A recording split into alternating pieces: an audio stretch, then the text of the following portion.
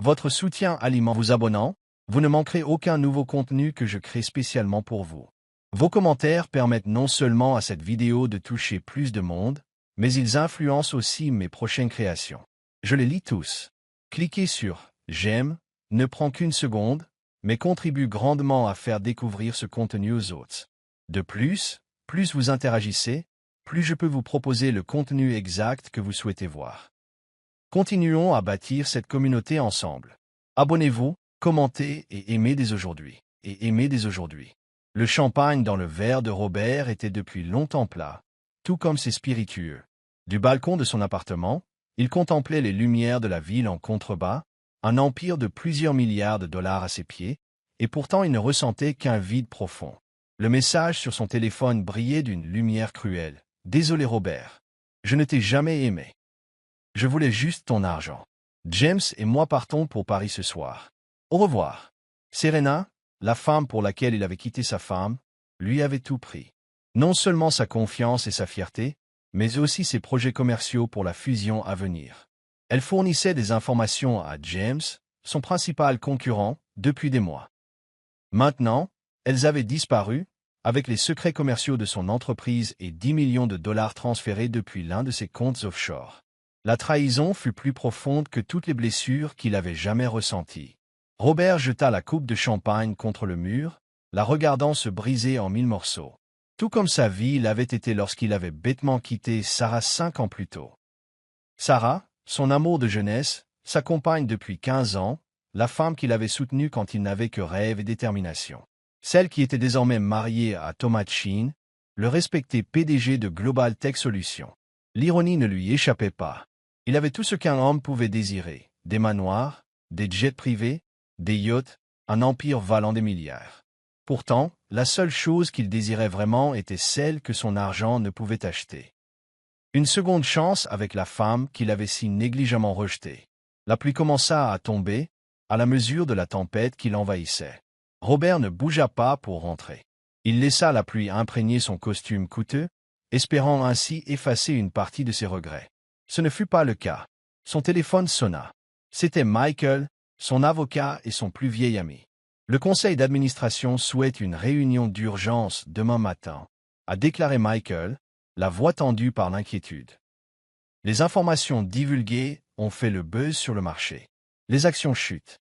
Robert, c'est terrible. Je sais, répondit Robert d'une voix étrange, même à ses propres oreilles. Je serai là. Il y a autre chose, hésita Michael. J'ai vu Sarah aujourd'hui, à la soirée caritative de l'hôpital pour enfants. Le cœur de Robert fit un bond à l'évocation de son nom. Comment va-t-elle? Elle avait l'air heureuse, Robert. Vraiment heureuse. Thomas a annoncé un don de 50 millions de dollars pour la construction d'une nouvelle aile pour enfants. Elle portera le nom de la mère de Sarah. La nouvelle a frappé Robert comme un coup dur. L'hôpital pour enfants était le projet qui passionnait Sarah depuis des années. Elle souhaitait construire une aile en mémoire de sa mère, décédée d'un cancer alors que Sarah n'avait que 12 ans. Robert avait toujours promis de l'aider à y parvenir, un jour, lorsqu'ils auraient assez d'argent. Mais ce jour n'arrivait jamais, malgré sa fortune grandissante. Et voilà que Thomas avait fait ce que Robert aurait dû faire depuis des années. « Robert, tu es toujours là ?» demanda Michael. « J'ai fait une erreur, Michael, » murmura Robert, l'aveu arraché au plus profond de lui-même. « La plus grosse erreur de ma vie. »« Laquelle ?» demanda doucement Michael. « Quitter Sarah ou faire confiance à Serena. »« Let's do. » Mais surtout Sarah. J'ai besoin de la voir. »« Mauvaise idée, Robert. Elle est mariée. Je suis heureuse en mariage, à ce que je vois. J'ai juste besoin de lui parler. De m'excuser. » Ah, Robert s'interrompit, ne sachant pas trop quoi dire. La supplier de revenir? Lui dire qu'il l'aimait toujours? Qu'il n'avait jamais cessé de l'aimer? Ne le fais pas, prévint Michael. Tu as eu ta chance. Tu l'as gâchée. Laisse-la être heureuse. Mais lorsque Robert raccrocha, il comprit qu'il ne pouvait pas laisser passer ça. Il devait revoir Sarah une dernière fois. Il devait lui dire la vérité. Que la quitter avait été la pire décision de sa vie. Que malgré toute sa richesse et son succès, il n'était rien sans elle. Demain, après la réunion du conseil d'administration, il trouverait un moyen de la voir. Il devait essayer, ne serait-ce que pour tourner la page. Ne serait-ce que pour s'excuser. Robert était loin de se douter que le destin en avait décidé autrement et que le chemin du retour vers Sarah serait bien plus compliqué qu'il ne l'aurait imaginé.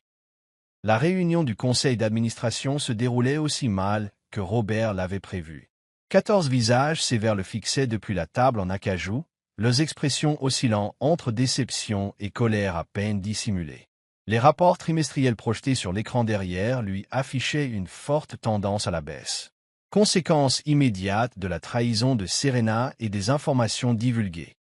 La fusion avec Istec est désormais totalement exclue, a déclaré Victor, président du conseil d'administration. Ils ont plutôt signé avec James. Nous avons perdu près de 200 millions de dollars de revenus potentiels, sans parler de la chute de 20% de la valeur de l'action depuis l'annonce de la nouvelle ce matin. Robert acquiesça, acceptant les critiques. Il n'avait rien à dire pour sa défense. Il avait été stupide, aveuglé par l'affection trompeuse de Serena et son propre ego. Le conseil s'inquiète de ton jugement, Robert, poursuivit Victor d'une voix posée mais avec une pointe de fermeté. Il ne s'agit pas seulement de cette liaison. Il s'agit d'inviter quelqu'un sans autorisation à des réunions confidentielles, de lui donner accès à des informations sensibles et de ne pas avoir effectué les vérifications nécessaires. Je comprends, interrompit Robert. Et j'en assume l'entière responsabilité. Bien, dit Victor. Car avec effet immédiat, nous vous demandons de démissionner de votre poste de PDG pendant que nous menons une enquête approfondie. Ces mots frappèrent Robert comme un coup de poing, mais il s'y attendait à moitié. Pourtant, la réalité d'être évincé de l'entreprise qu'il avait bâtie de toutes pièces fut dévastatrice. Pendant 20 ans, Westfield Enterprises avait été sa vie, son identité, sa raison d'être. Richard assura l'intérim comme PDG, poursuivit Victor, désignant Richard Delacorte Robert, directeur de l'exploitation, d'un signe de tête. Richard eut la décence de paraître mal à l'aise face à cette promotion dans ces circonstances. « Je comprends », répéta Robert en se levant. « Mon bureau sera libre d'ici la fin de la journée. »« Ce ne sera pas nécessaire, » dit Victor. « Prends tout ton temps. Mais nous aurons besoin de ton téléphone professionnel, de ton ordinateur portable et de tes cartes d'accès avant ton départ aujourd'hui. » Robert remit les biens de son entreprise avec toute la dignité dont il était capable. Il refusa de leur laisser voir la profonde blessure.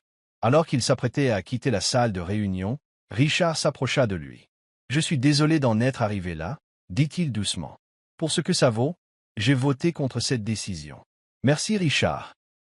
Prends soin de ma compagnie. Je le ferai. Et de Robert.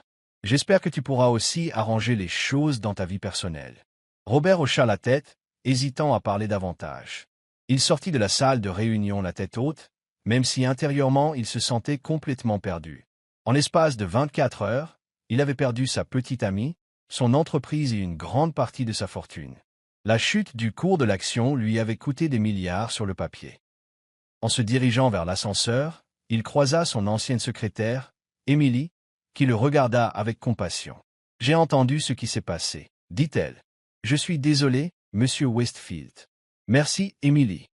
J'ai pensé que tu aimerais savoir, » ajouta-t-elle avec hésitation. « Madame Chin, Sarah, a appelé plus tôt dans la journée.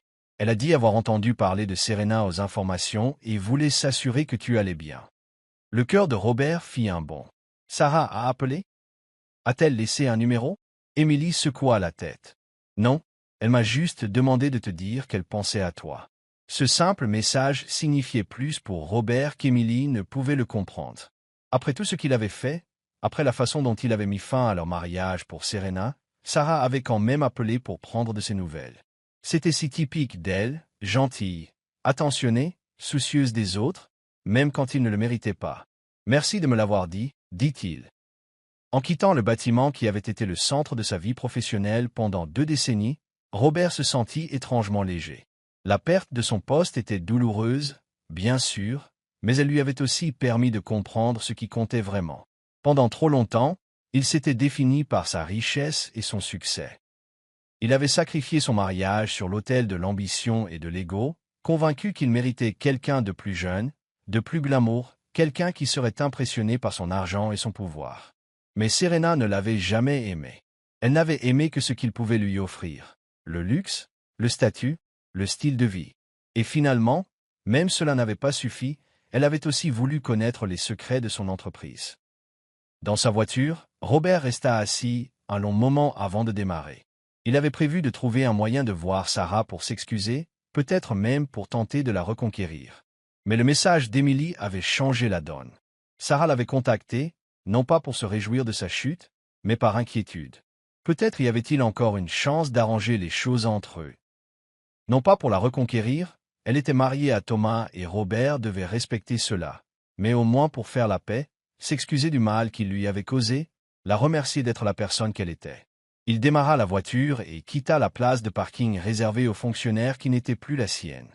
Il n'avait aucun plan pour ce qu'il ferait ensuite, où il irait, ni comment il reconstruirait sa vie. Mais pour la première fois depuis des années, il avait le sentiment d'être sur la bonne voie. La pluie tombait à verse tandis que Robert, assis dans sa voiture devant l'hôpital pour enfants, rassemblait son courage. Il avait appris, grâce à une rapide recherche sur Internet, que Sarah serait là aujourd'hui pour une réunion de planification concernant la nouvelle aile financée par son mari. 3 jours s'étaient écoulés depuis son limogeage, 3 jours d'introspection et de réflexion douloureuse. Son téléphone n'arrêtait pas de sonner, des journalistes réclamaient des déclarations sur le scandale, des associés prenaient leur distance, des avocats discutaient des poursuites judiciaires imminentes. Il les avait tous ignorés, se concentrant sur ce qu'il devait dire à Sarah lorsqu'il la verrait enfin. Finalement, Robert sortit de la voiture et courut sous la pluie jusqu'à l'entrée de l'hôpital. Le hall était lumineux et accueillant, avec des fresques murales colorées et une bénévole au bureau d'information qui lui sourit à son approche. « Je suis ici pour la réunion de planification concernant la nouvelle aile », a déclaré Robert. Le don du menton.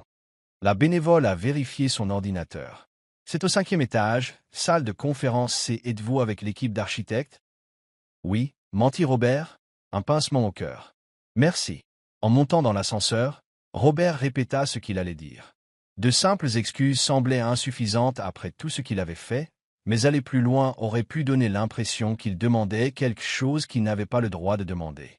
Les portes de l'ascenseur s'ouvrirent et Robert sortit en suivant les panneaux indiquant la salle de conférence C. À travers la paroi vitrée, il aperçut un groupe de personnes rassemblées autour d'une grande table recouverte de plans. Et elle était là, Sarah. Même de loin, sa vue lui faisait mal au cœur.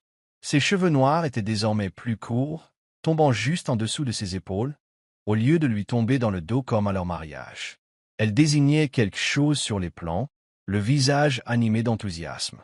Robert resta figé, hésitant soudain à l'interrompre. C'était son moment, son projet. De quel droit s'immisçait-il? Alors qu'il se retournait pour partir, la porte de la salle de conférence s'ouvrit et un homme en sortit, grand et distingué, avec des mèches argentées dans ses cheveux noirs. Thomas Chin. Robert l'a reconnu grâce à des photos de presse et des magazines économiques. Les 2 hommes ont failli entrer en collision. Robert. Excusez-moi, dit Thomas, puis il fit une double observation en reconnaissant Robert. Monsieur Westfield? Robert Westfield. Robert hocha la tête, se sentant pris au piège. Monsieur Chin, je m'excuse pour cette intrusion. J'allais partir. Thomas l'observa un instant, son expression indéchiffrable. Tu es là pour voir Sarah. Ce n'était pas une question. Robert hocha de nouveau la tête, ne voyant pas l'intérêt de nier. Elle a mentionné que vous pourriez la contacter après ce qui s'est passé dans votre entreprise, dit Thomas. Il n'avait pas l'air en colère, simplement pensif. Elle s'inquiétait pour toi. On dirait Sarah, dit Robert doucement. Toujours à penser aux autres, même à ceux qui ne le méritent pas. Thomas sembla prendre une décision. Viens avec moi, dit-il en conduisant Robert vers une petite salle d'attente au bout du couloir de la salle de conférence. Elle sera en réunion pendant encore 1 heure. On peut discuter d'ici là. Robert suivit, surpris par l'offre. Il s'attendait à de l'hostilité de la part du nouveau mari de Sarah, pas à cette politesse sereine. Ils étaient assis dans 2 fauteuils confortables, séparés par une petite table avec des magazines. Pendant un instant, aucun des 2 ne parla. « J'aime énormément ma femme », dit enfin Thomas d'une voix douce mais ferme. « C'est la personne la plus remarquable que j'ai jamais connue. » « Oui, acquiesça Robert. Elle l'est. Quand nous nous sommes rencontrés, elle était encore en train de se remettre de la fin de votre mariage, a poursuivi Thomas. Il lui a fallu du temps pour retrouver confiance, pour croire que tout le monde ne partirait pas quand les choses deviendraient difficiles. Ces mots étaient comme un couteau dans le cœur de Robert, mais il ne broncha pas. Il méritait ce rappel de la douleur qu'il avait causée. « Je ne suis pas venu pour causer des ennuis, » dit Robert. « Je voulais juste m'excuser auprès d'elle. Lui dire que la perdre a été la plus grosse erreur de ma vie. » Thomas hocha la tête, sans surprise. « Et tu crois que ça l'aidera? Ou est-ce juste pour apaiser ta conscience ?» La question prit Robert au dépourvu. Il n'avait pas envisagé que ses excuses puissent être égoïstes, juste une autre façon de se concentrer sur ses propres sentiments et besoins. « Je ne sais pas, » admit-il. « Je sais juste que je lui dois la vérité. Que j'avais tort, que je le sais et que j'en suis désolé. » Thomas l'observa un long moment. L'homme décrit dans les tabloïds, l'homme d'affaires impitoyable qui a quitté sa femme pour une femme plus jeune, et qui est maintenant lui-même trahi. « Ce n'est pas vraiment qui tu es, n'est-ce pas ?» La question surprit à nouveau Robert. « J'ai fait des choix que je regrette profondément, » dit-il prudemment. « Je n'ai pas laissé le succès me changer en mieux. Mais non, ce n'est pas ce que je veux être. » Thomas hocha la tête, apparemment satisfait de la réponse. Sarah disait toujours qu'il y avait plus en moi que ce que les gens voyaient.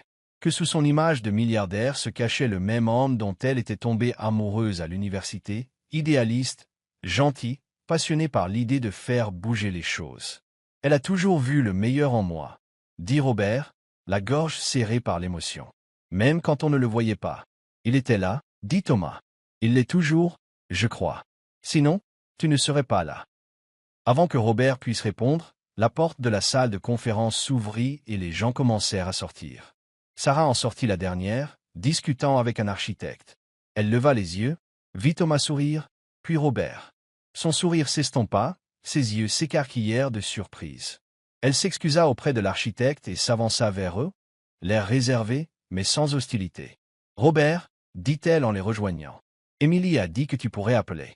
Je ne m'attendais pas à te voir ici. » « Désolé d'être arrivé à l'improviste, » dit Robert en se levant. « J'avais juste besoin de te voir. » Sarah regarda Thomas qui lui sourit d'un air rassurant. « Je vais vous laisser un peu d'intimité, » dit-il en lui touchant doucement le bras. « Je dois appeler le bureau de toute façon. » Tandis que Thomas s'éloignait, Sarah se tourna vers Robert. « Tu as l'air en piteux état, » dit-elle, mais il y avait plus d'inquiétude dans sa voix que de critique. « La semaine a été difficile. » Admit Robert avec un faible sourire. « J'ai entendu. Je suis désolé pour Serena. Et pour l'entreprise. C'est beaucoup à perdre d'un coup. J'ai perdu quelque chose de bien plus important il y a des années, » dit Robert doucement. « Quelqu'un, je veux dire toi. » L'expression de Sarah s'adoucit légèrement. « Robert, laisse-moi te dire ceci, » l'interrompit-il doucement. « Je sais que tu es heureux avec Thomas. Je le vois bien et je ne suis pas là pour te perturber. Je veux juste que tu saches que j'avais tort. Surtout, sur ce qui compte, sur ce qui fait qu'une vie vaut la peine d'être vécue. J'ai jeté quelque chose de précieux pour quelque chose qui s'est avéré complètement inutile. Et je le regretterai toute ma vie. » Sarah resta silencieuse un long moment, son regard scrutant son visage. « Pourquoi maintenant ?» demanda-t-elle finalement. « Parce que Serena t'a trahi. Parce que tu es soudainement seule et malheureuse. » Les questions étaient légitimes et Robert n'a pas bronché. « Ces choses m'ont forcé à regarder ma vie en face. Oui. Mais il ne s'agit pas de te reconquérir. Je sais que c'est impossible. Il s'agit de te dire enfin ce que j'aurais dû te dire il y a des années. Que je suis désolé. Que je sais que la douleur que je t'ai causée était impardonnable. Que tu méritais tellement mieux. » Des larmes brillèrent dans les yeux de Sarah, mais elle les chassa en clignant des yeux. « Merci de m'avoir dit ça. » dit-elle doucement. « Ça signifie plus que tu ne le penses. » Ils restèrent un moment silencieux, les années qui les séparaient remplies de mots non prononcés, de chemins non empruntés, de choix irréversibles. « L'infirmerie, » dit finalement Robert. « C'est merveilleux que ça arrive enfin. Ta mère serait si fière. » Sarah sourit d'un vrai sourire cette fois. « Oui, elle le ferait. C'est un rêve que je fais depuis si longtemps. » « Thomas est un homme bien, » dit Robert avec sérieux. « Il voit ta valeur. Il soutient tes rêves. Il est ce que j'aurais dû être. C'est un homme bien, » acquiesça Sarah. « Mais tu sais que Robert t'a vu. Tu t'es juste égaré un instant. Son pardon, si généreusement accordé alors qu'il le méritait le moins, a failli le détruire. »« Merci, » murmura-t-il, incapable d'en dire plus, la gorge serre. « Oui. » Thomas revenant synchronisé, comme s'il avait observé de loin. « Tu lui as déjà demandé ?» dit-il à Sarah. Elle secoua la tête. « J'allais le faire. » Elle se tourna vers Robert. Nous formons un conseil d'administration pour la nouvelle aile pour enfants. Des personnes qui peuvent contribuer à la collecte de fonds, à la sensibilisation et au développement des liens avec la communauté. J'aimerais que vous envisagiez de nous rejoindre. L'offre a stupéfié Robert. Moi? Après tout ça, tu as toujours été doué pour motiver les gens à donner de l'argent, dit Sarah avec un petit sourire. Et ce serait mettre ce talent à profit. Je ne sais pas quoi dire, admit Robert. Dis oui, dit Thomas, le surprenant encore une fois. Sarah a raison. Tes compétences pourraient aider beaucoup d'enfants. Robert les regarda, ces deux âmes généreuses qui lui offraient non seulement le pardon, mais aussi une chance de rédemption, un moyen de participer à quelque chose de significatif. Oui, dit-il finalement. Bien sûr. J'en serais honoré. Comme eux. Alors qu'ils marchaient ensemble vers l'ascenseur, Robert ressentit quelque chose qu'il n'avait pas ressenti depuis très longtemps. L'espoir. Non pas l'espoir de reconquérir Sarah, mais l'espoir de trouver une issue, de devenir digne de la confiance qu'elle avait toujours placée en lui. Ce n'était pas le résultat qu'il avait imaginé en venant ici aujourd'hui, mais d'une certaine manière, cela semblait juste. C'était le début de quelque chose, pas la fin. 2 mois s'étaient écoulés depuis la réunion à l'hôpital.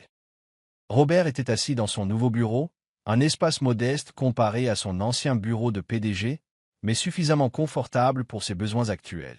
Au mur était accrochée une photo encadrée de la cérémonie d'inauguration de l'aile pédiatrique de l'hôpital, avec Sarah, Thomas et lui-même parmi le groupe, brandissant des pelles de cérémonie. À côté, le dernier gros titre de la rubrique économique. Westfield lance une nouvelle fondation pour la santé infantile. L'enquête sur l'espionnage industriel de Serena était en cours, les autorités internationales cherchant toujours à la retrouver, elle et James. Robert avait pleinement coopéré, fournissant toutes les preuves possibles. Sa réputation dans le monde des affaires restait ternie. Mais il constatait que cela lui importait de moins en moins chaque jour. Son téléphone sonna, son téléphone personnel, pas celui de l'entreprise. L'écran affichait le nom de Michael. La SEC clôture sa partie de l'enquête, a déclaré Michael sans préambule lorsque Robert a répondu. Ils ont conclu que vous étiez une victime, et non un conspirateur. Un obstacle de moins. C'est une bonne nouvelle, a déclaré Robert. Quand pourrais-je avoir accès au compte gelé? Dans quelques semaines, peut-être. La bonne nouvelle, c'est qu'ils ont pu récupérer environ 4 millions sur les 10 volets. Serena et James ont dépensé le reste avant d'être signalés. C'est déjà beaucoup. 6 millions de dollars représentaient une perte substantielle, mais compte tenu des milliards qu'il détenait encore sur d'autres comptes et placements, ce n'était pas vraiment une crise financière pour lui personnellement. Comment se déroule le travail de la fondation? Demanda Michael, passant d'avocat à ami. Bien. Nous avons obtenu des engagements pour près de 30 millions de dollars lors du premier tour de financement. Pas mal pour 2 mois de travail. Tu as une voix différente, observa Michael. Plus heureuse. Oui, a admis Robert.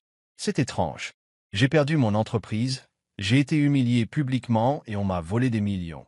Et pourtant, je suis plus heureux que je ne l'ai été depuis des années. À cause de Sarah? Demanda Michael avec prudence. Robert réfléchit à la question. Sarah y était certainement pour quelque chose. Travailler avec elle au conseil d'administration de l'hôpital avait ravivé leur amitié, voire leur amour. Mais c'était plus que ça. En partie, dit-il. Mais il s'agit aussi de retrouver un sens à sa vie. Le travail de fondation prend un sens plus profond que gagner plus d'argent. Soyez prudent, prévient Michael. Elle est toujours mariée. Je le sais, lui assura Robert. Thomas et moi sommes devenus.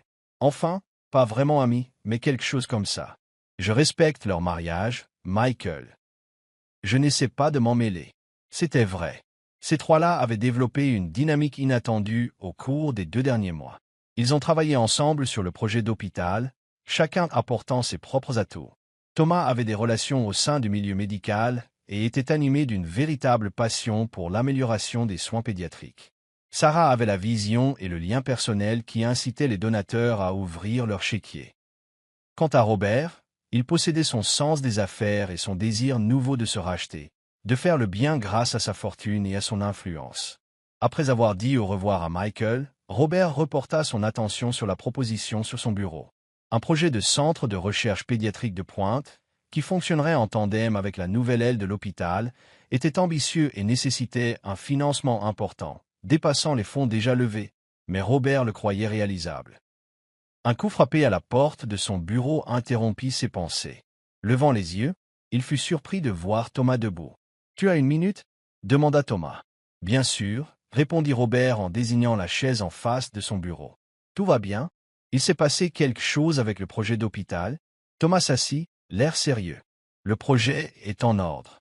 Il s'agit de Sarah. » Le cœur de Robert fit un bond. « Est-ce qu'elle va bien ?»« Physiquement, dit Thomas. Mais émotionnellement, c'est une autre histoire. Je ne comprends pas. » Thomas soupira. L'air Jean. « C'est difficile à dire, mais je crois qu'il faut être direct. Sarah est toujours amoureuse de toi, Robert. » Leurs mots restèrent en suspens.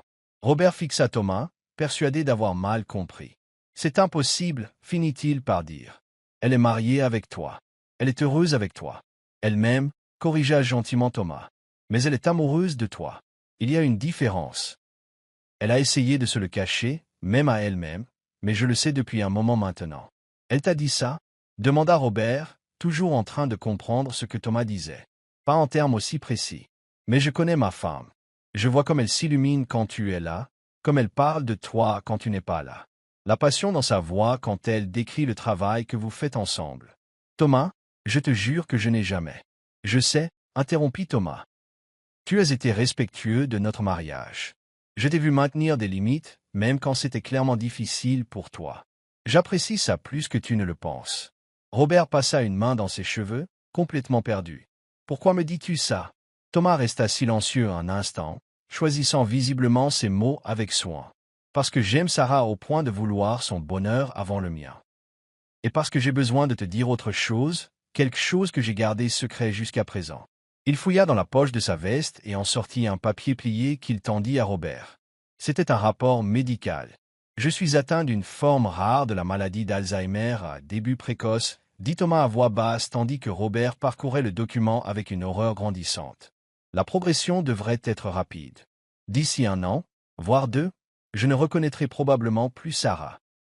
D'ici 3 ans, j'aurai besoin de soins à temps plein. »« Mon Dieu, Thomas, » murmura Robert. « Sarah est-elle au courant ? » ?»« Pas encore. J'attends le bon moment pour le lui dire, mais il ne semble jamais arriver. » La voix de Thomas était posée, mais son regard trahissait sa douleur. Elle avait déjà tant perdu dans sa vie, sa mère d'un cancer, son père d'un AVC. Et puis tu l'as quitté. Le souvenir de son abandon le blessa, mais Robert ne broncha pas. « Et maintenant, tu vas la quitter aussi, de la manière la plus cruelle qui soit. » Thomas hocha la tête. « C'est pourquoi j'ai besoin de connaître tes intentions, Robert. Pas seulement tes sentiments pour elle, mais quel genre d'homme tu es maintenant. Si tu es quelqu'un qui restera cette fois, qui sera là pour elle dans ce qui l'attend. » La question resta en suspens entre eux, lourde de sous-entendus. Robert prit une grande inspiration. « Je l'aime. » admit à voix haute, affirmant ce qu'ils savaient déjà tous les deux. « Je n'ai jamais cessé de l'aimer, même quand je me suis bêtement éloigné. » Ces 2 derniers mois passés à travailler à ses côtés et à voir la femme qu'elle est devenue n'ont fait qu'approfondir ses sentiments. « Et si on avait une seconde chance ?» insista Thomas. « Ferais-tu les mêmes erreurs ?»« Non, » dit Robert fermement. « Je sais maintenant ce qui compte vraiment. Ce n'est pas la richesse, le statut social ou le fait d'avoir une jeune femme à mon bras. C'est une question de connexion, de sens, de changement. C'est l'expression de Sarah lorsqu'elle parle d'aider les enfants, la passion qu'elle met dans tout ce qu'elle fait. » Thomas l'observa un long moment, puis hocha la tête, apparemment satisfait de ce qu'il voyait. « Je vais annoncer mon diagnostic à Sarah ce week-end. Je voulais d'abord te parler pour comprendre la situation. »« Que me demandes-tu exactement, Thomas ?» demanda Robert, essayant encore de comprendre cette conversation extraordinaire. « Rien pour l'instant, » répondit Thomas. « Continue simplement à être son ami et à soutenir son travail à l'hôpital. Elle en aura plus que jamais besoin dans les mois à venir. » Il marqua une pause. « Mais quand le moment sera venu, sois là pour elle.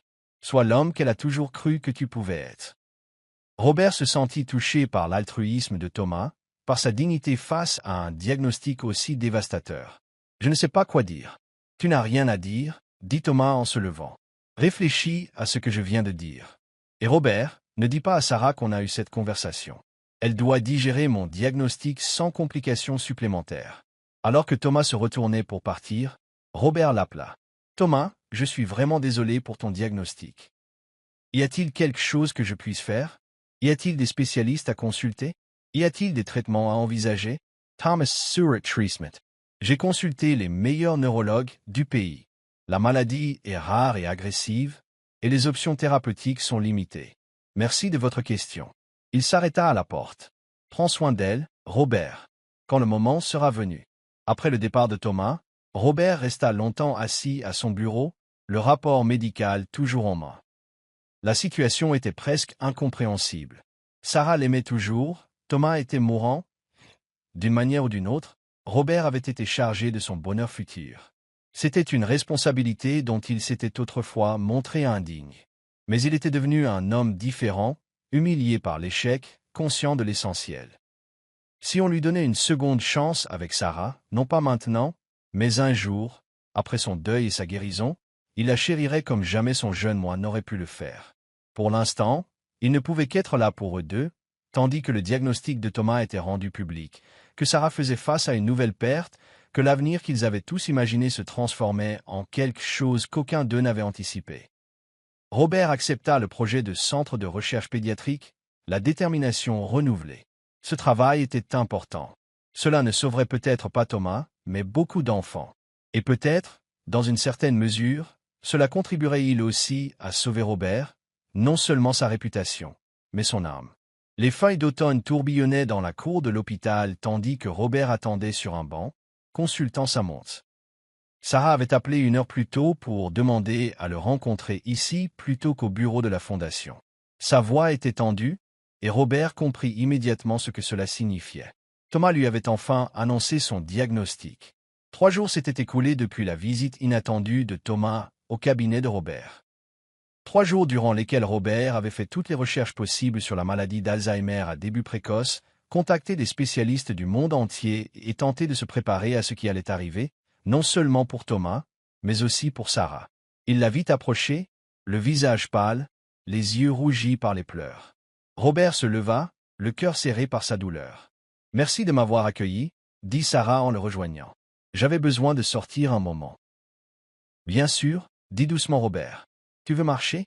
Ou juste t'asseoir ici? » Marchins décida Sarah. « Je n'arrive pas à rester tranquille aujourd'hui. » Ils suivirent le chemin sinueux à travers la cour en marchant au pas. Pendant plusieurs minutes, aucun des deux ne parla.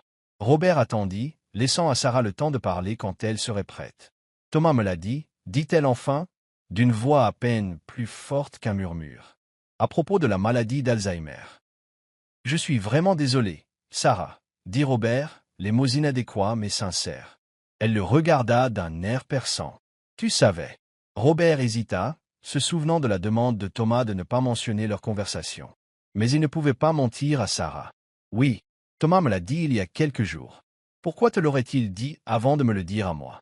demanda Sarah, la confusion et la douleur perceptibles dans sa voix.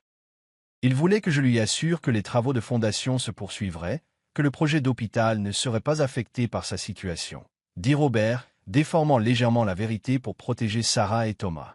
Sarah sembla accepter cette explication. « Il le cache depuis des mois, » dit-elle, la colère perçant sa voix. « Il va seul à ses rendez-vous, invente des excuses pour ses trous de mémoire, planifie un avenir qu'il sait ne pas avoir. Comment a-t-il pu me cacher quelque chose d'aussi important? Il essayait de te protéger, » dit doucement Robert, « pour t'épargner la souffrance le plus longtemps possible.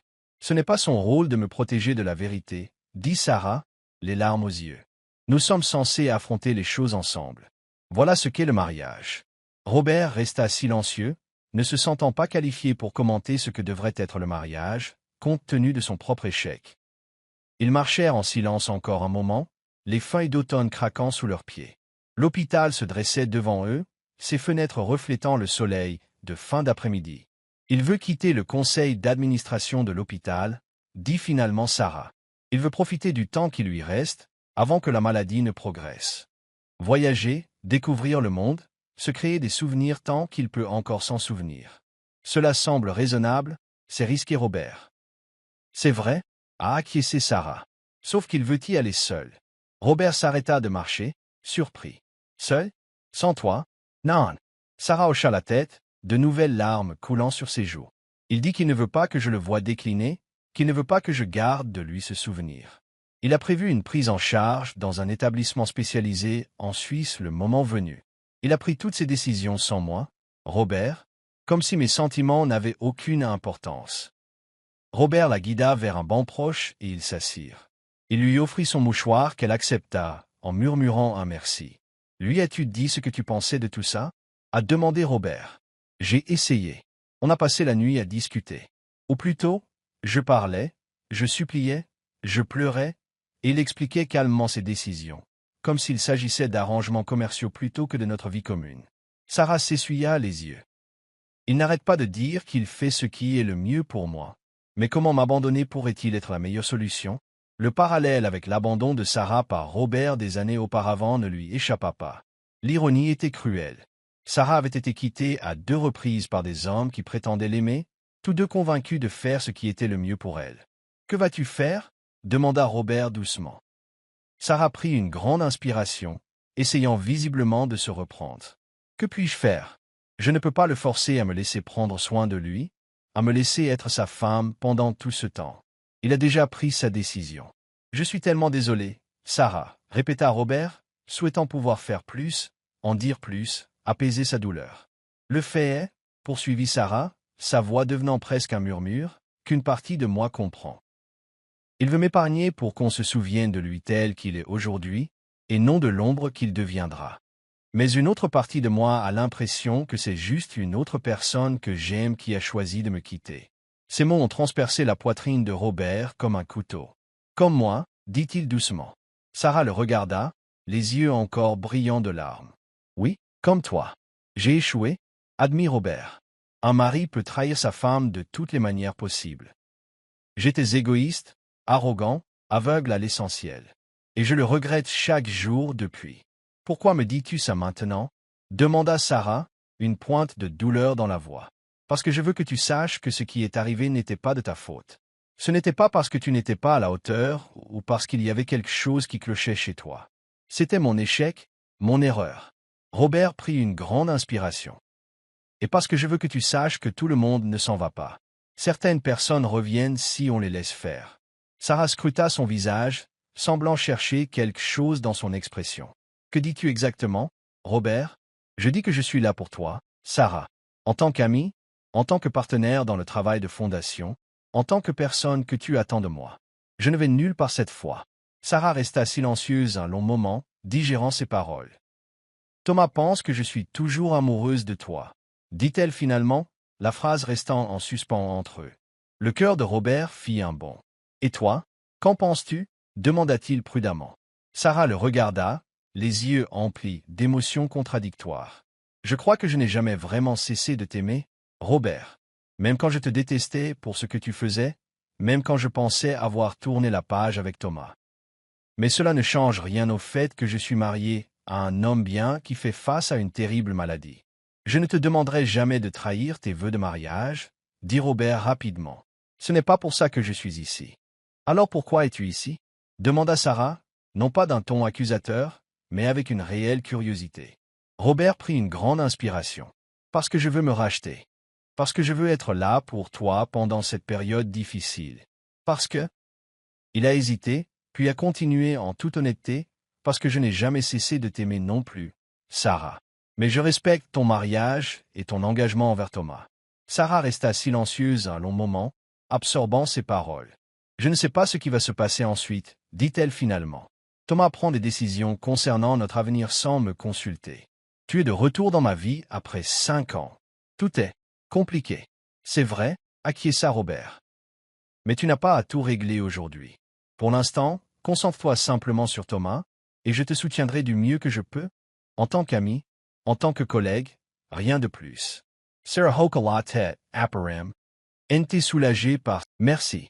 C'est exactement ce dont j'ai besoin en ce moment. » Alors qu'il retournait à l'hôpital, Robert ressentit un étrange mélange d'émotions. De la tristesse pour la situation de Thomas et Sarah, de la culpabilité pour son rôle dans la souffrance passée de Sarah, mais aussi un léger espoir persistant, éveillé par son aveu qu'elle n'avait jamais cessé de l'aimer. Quoi qu'il advienne, Robert était déterminé à être patient, à soutenir Sarah, à être l'homme qu'elle méritait. Il n'était plus l'égoïste et l'arrogant qu'il avait été durant leur mariage. Le mariage. Le diagnostic de Thomas était tragique, mais il avait aussi clarifié ce qui comptait vraiment dans la vie. Et pour Robert, cela signifiait être là pour Sarah, quels que soient ses besoins, sans attente ni exigence. L'avenir leur dirait ce que l'avenir leur réservait à tous. Pour l'instant, il suffisait de marcher à ses côtés, de partager son fardeau avec elle, aussi modestement que possible. « Qu'en penses-tu » demanda-t-il doucement. Sarah détourna le regard fixé sur l'hôpital. « Je crois. Je n'ai jamais vraiment cessé de t'aimer, Robert. Même quand je te détestais pour ce que tu avais fait, même quand je pensais avoir tourné la page avec Thomas, une part de mon cœur t'appartenait toujours. » Sarah. Robert commença, mais elle leva la main pour l'arrêter. Mais ça ne veut pas dire qu'on peut reprendre là où on s'était arrêté. Il s'est passé trop de choses. Je suis toujours marié à Thomas et, quelles que soient ses décisions concernant ses soins, je lui ai fait des vœux que j'ai l'intention d'honorer. Il a besoin de moi maintenant, même s'il refuse de l'admettre. Robert hocha la tête, respectant sa loyauté, même si l'espoir vacillait dans sa poitrine. Je comprends. Je ne te demande rien, Sarah. Je veux juste que tu saches que je suis là et que je ne vais nulle part. Merci, murmura-t-elle. C'est ce dont j'ai le plus besoin en ce moment, quelqu'un qui reste. Alors qu'ils étaient assis là, la brise d'automne agitant les feuilles, Robert sentit quelque chose changer entre eux, non pas un renouveau de leur ancienne relation, mais peut-être les fondations d'une nouvelle relation, fondée sur une compréhension plus profonde de ce qui comptait vraiment. Quel que soit l'avenir, il serait là pour elle, sans attente, sans exigence. C'était le moins qu'il puisse faire, et peut-être qu'un jour cela suffirait. La neige hivernale recouvrait la ville de blanc tandis que Robert examinait les plans définitifs du centre de recherche pédiatrique. La collecte de fonds avait été un succès extraordinaire, dépassant les objectifs de près de 20 millions de dollars. La construction débuterait au printemps et l'ouverture du centre était prévue dans 18 mois. Cela faisait 3 semaines que Thomas était parti pour son tour du monde, seul, comme il l'avait insisté, malgré les supplications de Sarah. 3 semaines durant lesquelles Robert avait vu Sarah se dévouer à son travail pour la fondation, s'activant de l'aube jusqu'au crépuscule, comme si elle avait peur de s'arrêter, d'être seule avec ses pensées et ses émotions. Ils avaient trouvé un rythme, travaillant ensemble la journée, partageant parfois des dîners pour discuter des affaires de la fondation, préservant soigneusement les limites de l'amitié malgré le fond de sentiments profonds qu'aucun des deux ne pouvait totalement nier. Le téléphone de Robert sonna, un message de Sarah. « Besoin de parler. On peut se voir au café près du bureau dans 30 minutes ?»« Bien sûr, » répondit-il, l'inquiétude montant aussitôt. Sarah demandait rarement à la rencontrer en dehors de leurs horaires habituels ces temps-ci. 30 minutes plus tard, Robert retrouva Sarah à une table dans le coin du café cosy, 2 tasses fumantes déjà devant elle. Elle leva les yeux à son approche et fut frappée par la tension sur son visage. « Qu'est-ce qui ne va pas ?» demanda-t-il en s'asseyant en face d'elle. Sarah lui tendit une tasse de café. « J'ai reçu un appel du médecin de Thomas à Genève. Thomas s'est effondré dans sa chambre d'hôtel la nuit dernière. La maladie progresse beaucoup plus vite que prévu. Est-ce qu'il va bien ?» demanda Robert, sincèrement inquiète. Pour l'instant, son état est stable, mais le médecin dit que ce n'est que le début. Le déclin sera rapide à partir de maintenant. Les mains de Sarah tremblaient légèrement en tenant son café. Le médecin veut que je vienne en Suisse. Il dit que Thomas me demande. Mais je croyais que Thomas ne voulait pas de toi, dit Robert prudemment. Il ne voulait pas, mais apparemment, il a changé d'avis. Sarah leva les yeux vers Robert, le regard empli de conflit. Je dois aller le voir, Robert. Malgré tout, malgré son refus de me suivre, il est mon mari. Bien sûr que oui, dit Robert sans hésiter. Quand pars-tu? Il y a un vol ce soir. Je l'ai déjà réservé. Robert hocha la tête, refoulant la déception égoïste qui montait en lui. Et la fondation? Le centre de recherche? C'est de ça que je voulais te parler, dit Sarah. Je ne sais pas combien de temps je serai absent. Des semaines, peut-être des mois. Il faut que quelqu'un s'occupe de tout pour que le projet reste sur les rails. Ne t'inquiète pas pour ça, lui assura Robert. Je m'occupe de tout. La fondation, le conseil d'administration de l'hôpital, le centre de recherche. Tout ça. Concentre-toi sur Thomas. Le soulagement se lisait sur le visage de Sarah. Merci. Je savais que je pouvais compter sur toi. Toujours, disait Robert avec sincérité. Il y a autre chose, dit Sarah en fouillant dans son sac et en sortant une épaisse enveloppe. L'avocat de Thomas me l'a remise ce matin. Elle est de la part de Thomas, à ouvrir en cas d'incapacité. Je ne l'ai pas encore lu, mais il y a un mot sur la couverture me demandant de le partager avec toi. Elle fit glisser l'enveloppe sur la table. Robert la regarda avec surprise. Avec moi? Pourquoi? Je ne sais pas. Mais Thomas était très précis, selon l'avocat. Il voulait que nous le lisions tous les deux ensemble. Robert hésita, puis prit l'enveloppe. Veux-tu l'ouvrir maintenant? Sarah hocha la tête, l'air mêlé de curiosité et d'appréhension. Oui. Avant de partir, Robert ouvrit soigneusement l'enveloppe et en sortit plusieurs documents. Au-dessus se trouvait une lettre, écrite de la main précise de Thomas. Il commença à lire à voix haute. Ma chère Sarah et Robert, si vous lisez ceci, c'est que mon état s'est détérioré plus tôt que je ne l'espérais. Il y a des choses que je dois vous dire à tous les deux, des vérités que je cachais. Sarah, tu es maintenant au courant de mon diagnostic. Mais ce que tu ignores, c'est que je soupçonne depuis un certain temps que ton cœur ne m'a jamais pleinement appartenu. J'ai vu comment tu regardes Robert, surtout depuis son retour dans ta vie. Au début, j'étais jalouse, puis en colère, puis tout simplement triste. Mais finalement, j'ai compris que l'amour ne peut être ni forcé ni contenu. Il est, tout simplement. Robert, quand je suis venu te voir ce jour-là à ton cabinet, je t'ai dit une partie de la vérité sur mon diagnostic concernant les sentiments de Sarah pour toi. Mais je ne t'ai pas tout dit.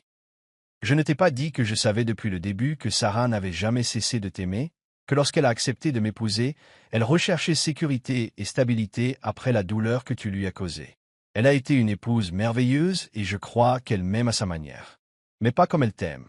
Ce qui m'amène à la raison pour laquelle j'écris cette lettre. À l'intérieur de cette enveloppe, vous trouverez des documents légaux transférant le contrôle de ma société Qing Global Solutions vous appartient à tous les deux conjointement. Sarah, en tant qu'épouse, hériterait normalement de tout, mais je crois qu'ensemble, vous serez de meilleurs gardiens de mon héritage que chacun de vous seul. J'ai également des documents concernant une nouvelle fondation que j'ai créée. La fondation Chin Westfield pour la recherche neurologique. Je l'ai dotée de 5 milliards de dollars de ma fortune personnelle. J'espère que cette fondation, sous votre direction conjointe, contribuera à la découverte de traitements ou de remèdes pour des maladies comme la mienne, afin que d'autres puissent échapper à ce que je traverse actuellement. Sarah, mon amour, ne culpabilise pas. Ne sacrifie pas ta chance d'être heureuse par loyauté envers moi. Quand tu liras ces lignes, je ne serai plus l'homme que tu as épousé. Je vais m'effacer, mes souvenirs et ma personnalité s'effacer de jour en jour. Je ne veux pas que tu vois cela. Je veux que tu te souviennes de moi tel que j'étais, et ensuite je veux que tu vives pleinement, joyeusement, sans regret. Robert, je te confie mon plus grand trésor, le cœur de Sarah. Ne le brise plus. Sois l'homme qu'elle a toujours cru que tu pouvais être, l'homme que je crois que tu es devenu. Je vous laisse tous les deux avec ma bénédiction et l'espoir que vous trouverez ensemble le bonheur que les circonstances vous ont refusé jusqu'à présent. La vie est trop courte et l'amour trop précieux pour le gaspiller. Avec toute mon affection et ma confiance, Thomas. Robert baissa la lettre, la vue brouillée par des larmes inattendues. De l'autre côté de la table, Sarah pleurait ouvertement, les mains sur la bouche. Je n'en avais aucune idée, murmura-t-elle. Tout ce temps, il savait, il comprenait. C'est un homme extraordinaire, dit Robert doucement. Plus généreux que je ne pourrais jamais l'être à sa place. Sarah essuya ses larmes en essayant de se ressaisir. J'ai besoin d'aller le voir. Quoi qu'il dise dans cette lettre, quels que soient ses souhaits pour nous, j'ai besoin d'être avec lui maintenant. Bien sûr, Robert acquiesça immédiatement. C'est là que tu appartiens désormais. Veux-tu venir avec moi? Demanda Sarah, prenant Robert complètement par surprise. En Suisse? Mais Thomas. Thomas voulait que nous soyons tous les deux impliqués dans ses décisions concernant ses soins, dans la fondation qu'il a créée. C'est clair d'après ces documents, dit Sarah en désignant les papiers encore sur la table. Et honnêtement, Robert, je ne pense pas pouvoir affronter ça seul. Robert réfléchit un instant avant d'acquiescer. Je viendrai. Non pas pour interférer, mais pour vous soutenir et vous aider du mieux que je peux. Merci, dit Sarah en lui serrant la main par-dessus la table. On devrait partir ce soir. Il y a de la place dans mon avion. Alors qu'ils quittaient ensemble le café pour préparer leur voyage, Robert s'émerveillait de la tournure inattendue des événements. L'altruisme de Thomas, sa lucidité face à la situation, sa générosité face à une tragédie personnelle, tout cela était une leçon d'humilité. Robert jura silencieusement d'être digne de la confiance que Thomas lui avait accordée. Non seulement pour Sarah, mais aussi pour Thomas. Quoi qu'il arrive en Suisse, quel que soit l'avenir qui leur était réservé, Robert honorerait les souhaits de Thomas et respecterait son incroyable dignité. La neige continuait de tomber tandis qu'ils regagnaient leurs voitures respectives, chacun perdu dans ses pensées quant au voyage qui les attendait. Non seulement le voyage physique vers la Suisse, mais aussi le voyage émotionnel qu'ils entreprenaient tous ensemble. La clinique suisse était nichée dans les Alpes, son architecture moderne s'intégrant étonnamment bien à ce cadre naturel magnifique. Robert se tenait à la fenêtre de la salle d'attente, contemplant les sommets enneigés, tandis que Sarah discutait en privé avec les médecins de Thomas. Ils étaient arrivés à Genève 2 jours plus tôt, épuisés par le long vol, mais déterminés à rejoindre Thomas au plus vite. À leur grande surprise, ils s'étaient montrés lucides et accueillants à leur arrivée, saluant Robert d'une poignée de main ferme et Sarah d'un doux baiser sur la joue. « Je savais que vous viendriez », avait dit Thomas. Tous les deux. Tandis qu'il attendait, Robert réfléchissait à la situation extraordinaire dans laquelle il se trouvait. La lettre de Thomas avait tout changé, mais depuis leur arrivée, aucun d'eux n'avait abordé directement son contenu. Il s'était concentré sur des questions pratiques, les soins prodigués à Thomas, les détails de son état, le fonctionnement de son entreprise en son absence. La porte s'ouvrit et Sarah sortit du cabinet, le visage pâle mais serein. « À quel point est-ce grave » demanda doucement Robert. « Grave » répondit Sarah d'une voix ferme malgré la douleur dans ses yeux. « La maladie progresse beaucoup plus vite que dans les cas habituels. Le médecin dit qu'il s'agit d'une variante particulièrement agressive. Thomas pourrait ne plus avoir que quelques mois de lucidité, et non l'année ou les 2 années initialement prévues. » Robert la guida vers des fauteuils confortables dans la salle d'attente. « Je suis vraiment désolé, Sarah. Le plus étrange, c'est que Thomas semble en paix avec ça, » dit Sarah en secouant légèrement la tête. « Il a tout arrangé, ses soins, ses affaires, même nous. »« On n'a pas besoin d'en parler tout de suite, » dit doucement Robert. « Non, je crois qu'on en a besoin, » rétorqua Sarah. « Thomas veut nous parler tous les deux cet après-midi. » Il fut très précis à ce sujet.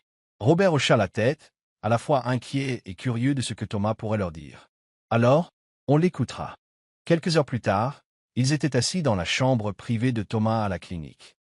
C'était un espace spacieux et confortable qui ressemblait davantage à une suite d'hôtels qu'à un établissement médical, avec de grandes fenêtres offrant la même vue spectaculaire sur les montagnes. Thomas était assis dans un fauteuil plutôt que dans un lit, vêtu de vêtements décontractés, ressemblant plus à un homme en vacances qu'à un patient en phase terminale. « Merci à vous deux d'être venus, » dit Thomas d'une voix forte et claire. « Je sais que ce n'était pas une décision facile, surtout pour toi, Robert. Je suis là pour soutenir Sarah, » dit simplement Robert. « Et toi, si tu me le permets. » Thomas sourit, toujours diplomate. « Mais il faut qu'on soit honnête l'un envers l'autre maintenant. Le temps est devenu un luxe que je ne peux plus me permettre. » Il se tourna vers Sarah. « Tu as lu ma lettre ?» Sarah hocha la tête, les larmes aux yeux. « Oui, Thomas, je ne sais pas quoi dire. Je n'ai jamais voulu. »« Je sais, » interrompit doucement Thomas. « Tu n'as jamais eu l'intention de me faire du mal. Tu as été une épouse merveilleuse, Sarah. Je n'ai aucun regret ni plainte concernant notre mariage. Alors pourquoi me repousses-tu » Sarah a posé la question qui la dépeint clairement. « Pourquoi ne me laisses-tu pas prendre soin de toi et rester avec toi pendant tout ce temps ?» Thomas regarda les montagnes un instant avant de répondre. « Parce que j'ai vu ce que cette maladie fait, Sarah. J'ai vu ça arriver à d'autres. La personne que tu aimes disparaît peu à peu, remplacée par quelqu'un qui te ressemble peut-être, mais qui ne l'est plus. Quelqu'un qui ne te reconnaît peut-être pas, qui peut se mettre en colère, avoir peur ou devenir enfantin. Je ne veux pas que ce soit ton dernier souvenir de moi. Ce devrait être mon choix, » insista Sarah. « Peut-être, » concéda Thomas. « Mais c'est aussi le mien. Et j'ai pris ma décision. » Vous vous tournez vers Robert. « Ce qui m'amène à la raison pour laquelle je vous ai tous les deux invités aujourd'hui. J'ai besoin de ton aide pour quelque chose d'important. »« N'importe quoi, » dit Robert avec sérieux. « Je veux que la fondation Shin-Westfield, dont j'ai parlé dans ma lettre, soit lancée immédiatement, et non après mon départ. Je veux le voir commencer son œuvre.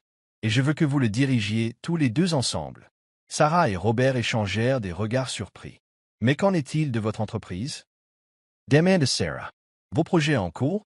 Mon équipe de direction gérera les opérations courantes de Shin Global, expliqua Thomas. Mais la fondation est différente. C'est mon héritage, mon espoir pour l'avenir. Je ne vois personne de mieux placé pour le confier qu'aux 2 personnes qui comptent le plus pour moi. La simplicité et la sincérité de sa déclaration ont laissé Sarah et Robert momentanément sans voix. Il y a autre chose, poursuivit Thomas. Le siège de la fondation sera à New York et non ici en Suisse. Ce qui signifie que vous devrez tous les deux y retourner bientôt pour lancer les travaux. Tu veux qu'on parte?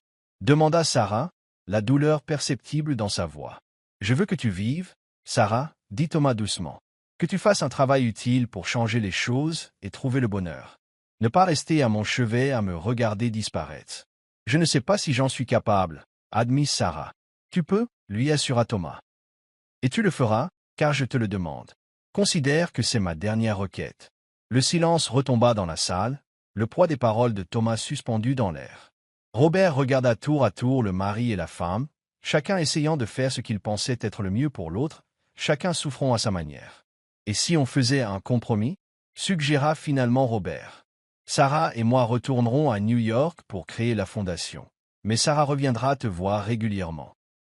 Non pas en tant que votre soignante, mais en tant qu'épouse, pour vous tenir au courant des progrès de la fondation et vous tenir en contact avec le monde extérieur à cette clinique. Thomas réfléchit un instant, puis hocha lentement la tête. Ça pourrait marcher. Pourvu que Sarah comprenne qu'il viendra un temps où je ne saurai peut-être plus qui elle est, où les visites n'auront plus de sens. Je comprends, dit Sarah doucement. Mais en attendant, je veux faire partie de ta vie, Thomas. S'il te plaît, ne m'exclus pas complètement. Jamais, promit Thomas en lui tendant la main. Tu feras toujours partie de ma vie, Sarah. Même si je ne me souviens plus de ton nom, ils étaient tous les trois assis ensemble tandis que la lumière de l'après-midi commençait à décliner, projetant de longues ombres sur la pièce. Dehors, la montagne se dressait, solide et éternelle, sur le ciel qui s'assombrissait. Un rappel que certaines choses demeuraient constantes malgré les changements de la vie. Dans ce moment de calme, Robert ressentit une étrange sensation de paix. Pas vraiment du bonheur. La situation était trop complexe, trop teintée de tristesse et d'espoir pour un simple bonheur.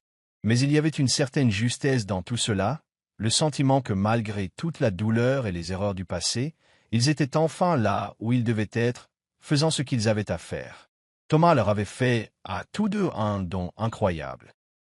Pas seulement sa fortune ou sa bénédiction, mais un but, une voie à suivre qui honorait ce qui avait été tout en laissant place à ce qui pourrait être. Il leur appartenait désormais d'utiliser ce don avec sagesse, d'en faire quelque chose de significatif. Alors que le soleil se couchait derrière les montagnes, baignant la pièce d'une douce lumière dorée, Robert promit silencieusement à Thomas qu'il ne gâcherait pas cette seconde chance. Il contribuerait à bâtir des fondations dignes de la vision de Thomas, et il serait là pour Sarah, quoi qu'elle en ait besoin, aussi longtemps qu'elle en aurait besoin. L'avenir s'étendait devant eux, incertain mais plein de possibilités. Et pour la première fois depuis très longtemps, Robert se sentait prêt à l'affronter. Le printemps était arrivé à New York, les cerisiers en fleurs s'épanouissaient à Central Park tandis que Robert, debout à la tribune, s'adressait à la foule rassemblée pour le lancement officiel de la fondation Chin Westfield pour la recherche neurologique. Ce jour marque non seulement le début d'une fondation, a-t-il déclaré, sa voix résonnant dans un auditoire attentif de scientifiques, de donates. Heures et de médias, vision. La vision de Thomas Chen, un monde où des maladies comme la maladie d'Alzheimer ne nous priveraient plus de nos proches, de nos souvenirs, de nous-mêmes. Assise au premier rang, Sarah observait Robert avec fierté. Les 3 derniers mois avaient été un véritable tourbillon d'activités. Installation du siège de la fondation dans une maison en grès brun rénovée près de l'hôpital, recrutement d'éminents chercheurs du monde entier, établissement de partenariats avec des institutions médicales de premier plan. Sarah avait tenu sa promesse envers Thomas, se rendre en Suisse 2 fois par mois pour passer le week-end avec lui. Chaque visite était précieuse, d'autant plus qu'elle percevait chez lui de subtils changements à chaque visite, un nom oublié par-ci, un moment de confusion par-là. De petites choses, certes, mais annonciatrices de ce qui allait suivre.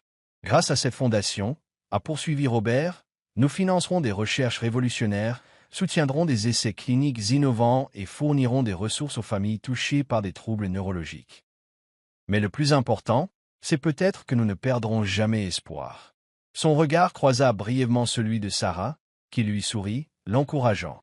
Thomas Chen comprenait profondément l'espoir, dit Robert d'une voix plus douce. Il a compris que l'espoir n'est pas un vœu pieux, mais une question d'action. C'est la conviction que ce que nous faisons aujourd'hui compte, qu'il peut changer les choses demain pour le meilleur. Thomas n'est plus parmi nous aujourd'hui, mais son espoir, sa vision, sont vivants dans chaque aspect de cette fondation. Le public a chaleureusement applaudi lorsque Robert a conclu son discours et présenté la directrice scientifique de la fondation, une neurologue renommée qui avait quitté son poste à Johns Hopkins pour rejoindre leur cause. Ensuite, tandis que la foule se mêlait autour d'un verre de champagne et de hors-d'œuvre, Sarah s'est retrouvée face à des visages inconnus qui lui offraient leurs félicitations et leur soutien. Elle a accueilli leurs paroles aimables avec bienveillance, mais son cœur n'était pas entièrement à la fête. Une partie d'elle était en Suisse avec Thomas, se demandant s'il passait une bonne ou une mauvaise journée, s'il était à l'aise, s'il avait peur. « Tu as été formidable », dit Robert en apparaissant à ses côtés avec un verre d'eau gazeuse. Thomas serait fier. « J'espère bien, dit Sarah. J'aimerais juste qu'il soit là pour voir ça. » Il l'est, en quelque sorte, dit doucement Robert. Tout dans cette fondation reflète ses valeurs, sa vision. Sarah hocha la tête, réconfortée par cette pensée. « Je dois prendre un vol de nuit pour Genève ce soir, » lui rappela-t-elle. « Les médecins ont appelé hier. Thomas me demandait. » L'inquiétude se lisait sur le visage de Robert. « Est-ce qu'il va bien? » « Aussi bien qu'on peut l'espérer, » dit Sarah. « Mais il pense que le déclin s'accélère. Il y a plus de mauvais jours que de bons maintenant. » Robert posa une main réconfortante sur son bras. « Veux-tu que je t'accompagne ?» Sarah réfléchit à la proposition. Robert l'avait accompagnée lors de ses premiers séjours en Suisse, mais il avait récemment cessé de la suivre, sentant qu'elle avait besoin de moments en tête-à-tête avec Thomas. Mais cette visite lui semblait différente, plus significative, d'une certaine manière. « Oui, décida-t-elle. Je pense que Thomas apprécierait ça. Et honnêtement, j'aurais bien besoin de soutien. » Le vol pour Genève ce soir-là s'est déroulé dans le calme, Sarah et Robert étant tous deux perdus dans leurs pensées.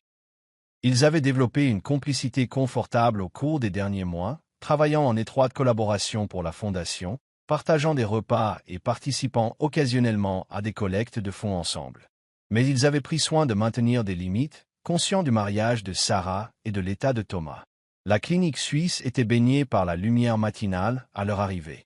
Le médecin-chef les accueillit dans le hall, l'air grave.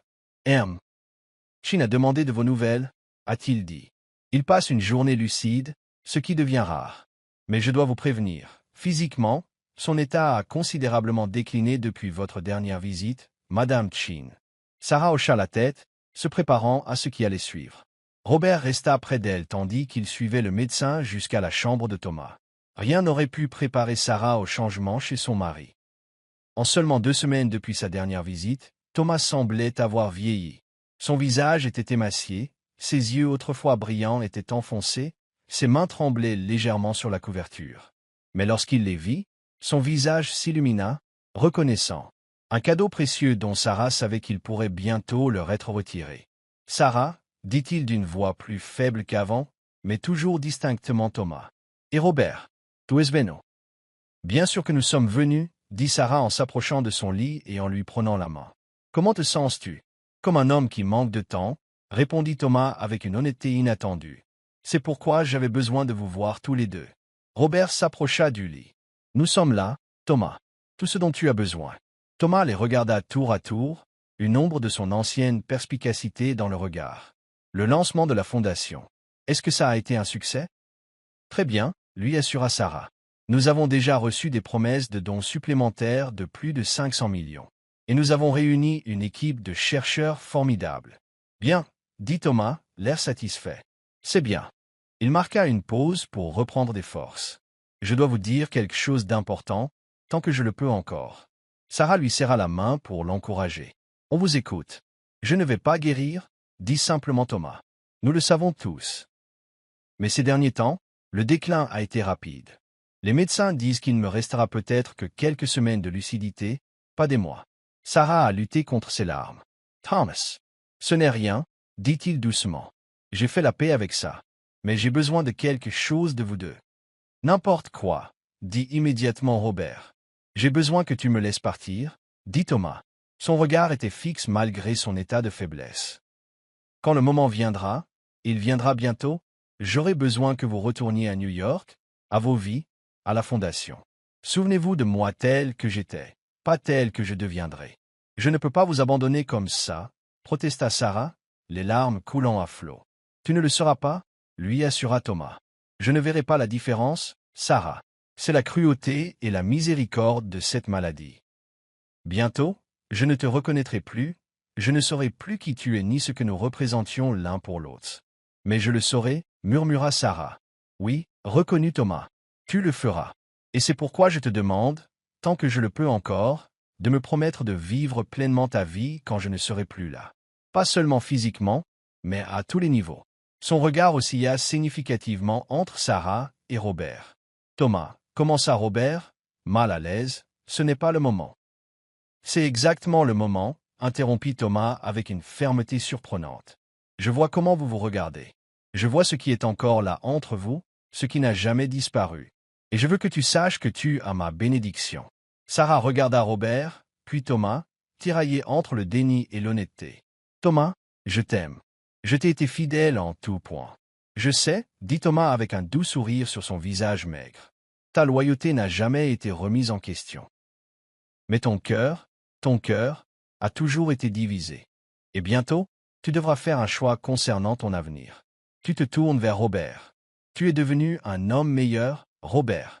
Je t'ai observé ces derniers mois, ton dévouement à la fondation, ton soutien à Sarah, ton respect de mes volontés. Tu as gagné ma confiance. Je ne sais pas quoi dire, a admis Robert, profondément ému par les paroles de Thomas. Dis-lui que tu prendras soin d'elle, dit simplement Thomas. Dis-lui que tu l'aideras à aller de l'avant quand je ne serai plus là. Je le ferai, promit solennellement Robert. Aussi longtemps qu'elle me le permettra. Thomas hocha la tête, satisfait, puis se tourna vers Sarah.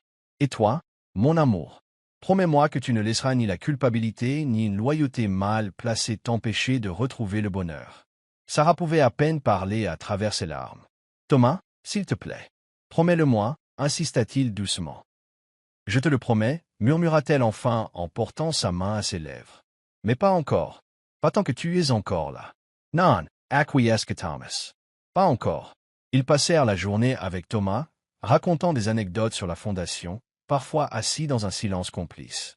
Ce fut, à bien des égards, une journée parfaite, un cadeau que Thomas avait réussi à leur offrir malgré son état. À la tombée de la nuit, Thomas se sentit fatigué. Le médecin entra pour lui administrer ses médicaments, suggérant à Sarah et Robert de retourner à leur hôtel et de revenir le lendemain matin. Demain, murmura Thomas en s'apprêtant à partir, on en reparlera demain. Mais à leur retour le lendemain matin, Thomas ne les reconnut pas. Il regarda Sarah avec une confusion polie, Robert avec une vague suspicion. Le Thomas qu'il connaissait, brillant, perspicace et généreux, s'était éclipsé dans la nuit, remplacé par un inconnu effrayé qui partageait son visage. Le médecin les prit à part, leur expliquant que ce déclin brutal et soudain se produisait parfois avec cette forme d'Alzheimer. Une perte soudaine et irréversible des fonctions cognitives après une période de relative lucidité. Nous reconnaîtra-t-il un jour à nouveau? Demanda Sarah, le cœur brisé. Il pourrait y avoir de brefs moments de reconnaissance, des fenêtres de lucidité, expliqua doucement le médecin. Mais ils seront de plus en plus rares. Je suis désolé, Madame Chin, mais hier a peut-être été votre dernière conversation significative avec votre mari. Sarah en fut frappée de plein fouet. Thomas savait pertinemment que son temps était compté. Il avait rassemblé ses forces pour une dernière journée de lucidité, une dernière chance de dire ce qui devait être dit. Et ce faisant, il leur avait donné la permission de se dire au revoir, d'entamer le processus de lâcher prise. Cette nuit-là, dans le calme de sa chambre d'hôtel, Sarah pleurait le mari qu'elle avait déjà perdu, même si son corps était encore vivant. Le brillant esprit désormais brisé, la bienveillante âme désormais prisonnière de la confusion et de la peur. Et l'amour qui, bien que n'ayant jamais été la grande passion qu'elle avait connue avec Robert, avait été constant, respectueux et sincère. Au bout du couloir, Robert était assis sur le balcon de sa chambre, contemplant les montagnes lointaines luisantes au clair de lune. Les paroles de Thomas résonnaient dans son esprit, sa confiance, sa bénédiction, sa compréhension lucide de ce qui existait entre Robert et Sarah. Cette générosité rendit Robert humble, le rendit plus déterminé que jamais à être digne de la confiance de Thomas. Pas seulement pour Sarah, mais aussi pour l'héritage de Thomas. Le fondement qui allait désormais constituer leur objectif commun, leur façon d'honorer l'homme qui avait changé leur vie à jamais. Dans le silence de la nuit suisse, un chapitre se terminait. Mais peut-être, le moment venu, une autre pourrait-elle commencer. Les saisons changèrent, l'été cédant la place à l'automne à l'hiver au printemps, puis l'été à nouveau. Une année entière s'était écoulée depuis ce dernier jour de lucidité avec Thomas en Suisse. Sarah se tenait à la fenêtre de son appartement new-yorkais, regardant le coucher de soleil colorer la ville d'or et de rose. Sur la table basse derrière, elle se trouvait la lettre arrivée le matin même. Une simple et pleine de compassion, une notification de la clinique suisse annonçant que Thomas était décédé paisiblement dans son sommeil. Après des mois d'incertitude où Thomas était physiquement présent mais mentalement absent, la fin était enfin arrivée. La sonnerie retentit, interrompant ses pensées. Robert lui avait envoyé un texto plus tôt, lui demandant si elle souhaitait de la compagnie ce soir. Elle avait été reconnaissante de cette offre. L'idée de se retrouver seule avec ses émotions conflictuelles l'avait bouleversée. Sarah l'avait appelée, puis avait pris un moment pour s'asperger le visage d'eau froide dans la salle de bain. Le visage qu'elle voyait dans le miroir avait changé depuis un an. De nouvelles rides s'étaient dessinées autour de ses yeux, son expression avait une gravité inconnue auparavant. Mais il y avait aussi de la force, durement acquise au fil des mois de deuil et de croissance. Lorsqu'elle ouvrit la porte à Robert, il tenait un petit bouquet de roses blanches, simple, élégant, approprié à l'occasion. Pas romantique, mais attentionné. « Merci d'être venu, » dit Sarah en acceptant les fleurs. « Et pour ça, comment vas-tu » demanda Robert en la suivant dans l'appartement. « Jay, n'y sais pas, » admit Sarah. Triste, bien sûr, mais aussi, d'une certaine manière, soulagée. Que ses souffrances soient terminées. Robert hocha la tête, compréhensif. « C'est naturel. Tu le pleures depuis longtemps déjà. » Oui, Sarah a accepté de disposer les roses dans un vase. À bien des égards, j'ai dit adieu au véritable Thomas il y a un an. Ils ont emménagé dans le salon, assis dans le silence confortable qui s'était installé entre eux au cours de l'année écoulée. Ils avaient travaillé côte à côte presque tous les jours à la fondation, qui avait déjà accompli des progrès remarquables. Financement de 3 essais cliniques prometteurs, mise en place de programmes de soutien aux familles touchées par des troubles neurologiques, organisation d'un symposium mondial réunissant les plus grands experts mondiaux du domaine. Malgré tout cela, ils avaient conservé une amitié respectueuse du mariage de Sarah et de son deuil. Robert avait eu des relations occasionnelles, brèves, qui ne semblaient jamais aboutir à quelque chose de sérieux. Sarah était restée concentrée sur la fondation et sur ses visites mensuelles en Suisse, même après que Thomas eut perdu toute sa personnalité. La cérémonie commémorative aura lieu la semaine prochaine, a déclaré Sarah. L'avocat de Thomas a appelé plus tôt. Ils ont déjà reçu des messages de condoléances du monde entier. Des chefs d'entreprise, des chercheurs médicaux et même le président. Robert a observé qu'il avait touché de nombreuses vies. Oui, il l'a fait, a reconnu Sarah avec un sourire triste. C'était un homme bien, Robert. L'un des meilleurs que j'ai jamais connus. Je sais, dit Robert doucement. Je l'admirais énormément. Ils restèrent assis en silence un moment encore, tandis que l'obscurité tombait sur la ville. Sarah ne prit pas la peine d'allumer les lumières, trouvant du réconfort dans la douce lumière crépusculaire qui emplissait la pièce. « Tu te souviens de ce que Thomas nous a dit ce dernier jour, quand il nous connaissait encore ?» demanda finalement Sarah. Robert disait chaque mot doucement. « Il nous a donné sa bénédiction », poursuivit Sarah d'une voix à peine plus forte qu'un murmure. « Trouver le bonheur, être ensemble si c'est ce que nous voulions. » Robert la regarda, le regard grave dans la pénombre. Il le fit. « Mais Sarah, tu ne lui dois rien. Tu ne me dois rien. Quoi qu'il arrive ensuite, c'est parce que c'est ce que tu veux vraiment, et non parce que tu te sens obligé d'exaucer les souhaits de Thomas. »« Je sais, » dit Sarah, « et j'y ai beaucoup réfléchi. Surtout ces derniers mois, alors qu'il devenait évident que le temps de Thomas était compté. »« Et alors ?» demanda Robert d'une voix prudemment neutre. Sarah se tourna vers lui. « Et j'ai réalisé que la vie est précieuse et imprévisible. Que me priver de bonheur par peur ou par culpabilité n'honore pas la mémoire de Thomas. Cela contredit tout ce qu'il voulait pour moi. »« Qu'est-ce que tu dis, Sarah ?» demanda Robert, la voix mêlée d'espoir et d'incertitude. « Je dis que je n'ai jamais cessé de t'aimer, Robert. Même quand je pensais te détester, même quand j'étais heureux avec Thomas. Il y a toujours eu une part de mon cœur qui t'appartenait. Et j'en ai assez de lutter. » Robert s'approcha d'elle sur le canapé, lui prenant les mains. « Je t'aime, Sarah. Je t'ai toujours aimé, même quand j'étais trop aveugle et égoïste pour comprendre ce que cela signifiait. Mais es-tu sûr que c'est ce que tu veux? Maintenant que Thomas vient de partir, Thomas est parti depuis 1 an, dit doucement Sarah. Cette année passée a été consacrée à honorer ses volontés, à prendre soin de lui du mieux que j'ai pu, oui, à vivre son deuil, mais aussi à guérir, à trouver ma voie. Elle lui serra les mains. Je ne dis pas qu'il faut se précipiter. Je suis encore en train de digérer tout ce qui s'est passé. Mais je ne veux plus prétendre qu'il n'y a rien entre nous, quelque chose de réel, de profond, qui mérite d'être exploré le moment venu.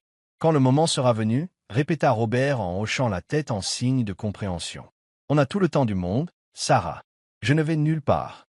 Je sais, dit-elle, un sourire sincère perçant sa tristesse pour la première fois ce jour-là. C'est une des choses que j'aime chez l'homme que tu es devenu, Robert. Tu restes. On ne fuit pas quand les choses deviennent difficiles. J'ai appris cette leçon à mes dépens, a admis Robert. Mais je ne l'oublierai plus jamais. Alors qu'ils étaient assis ensemble dans l'obscurité grandissante, un sentiment de possibilité sembla envahir la pièce. Pas encore le bonheur, il y avait encore trop de chagrin, trop de guérison à faire pour cela. Mais peut-être de l'espoir. L'espoir d'un avenir qui, un jour, pourrait leur apporter à nouveau la joie. Thomas leur avait donné plus que sa bénédiction, plus que sa fortune, plus même que la fondation qui portait leur nom aux côtés du sien. Il leur avait donné une perspective, une compréhension profonde de ce qui comptait vraiment dans la vie. L'amour, la compassion et le courage de recommencer, même après une perte. Dehors, les étoiles commencèrent à apparaître, minuscules points de lumière dans l'immense obscurité. À l'intérieur, 2 âmes qui s'étaient retrouvées étaient assises, contemplant en silence tout ce qui avait été perdu et tout ce qui pouvait encore être retrouvé. 1 an plus tard, le soleil d'été brillait de 1000 feux tandis que Sarah, debout à la tribune, s'adressait à la foule rassemblée pour l'inauguration de l'aile commémorative Thomas-Chin de l'hôpital pour enfants. Derrière elle, le bâtiment moderne et élégant brillait, son design innovant intégrant jardin thérapeutique, lumière naturelle et technologie médicale de pointe. Aujourd'hui, nous tenons une promesse, commença Sarah d'une voix forte et claire. Une promesse faite des années auparavant à une petite fille qui avait perdu sa mère trop tôt. Une promesse portée par un homme remarquable qui comprenait le pouvoir de l'héritage, de la guérison et de l'espoir. Sarah jeta un coup d'œil à sa droite, où Robert se tenait aux côtés des membres du conseil d'administration de l'hôpital, sa présence constituant un soutien constant, comme elle l'avait été tout au long des 2 dernières années. Thomas-Chin aperçut un besoin et y a répondu avec générosité et vision, poursuivit-elle. Elle accueillera des milliers d'enfants pour les générations à venir.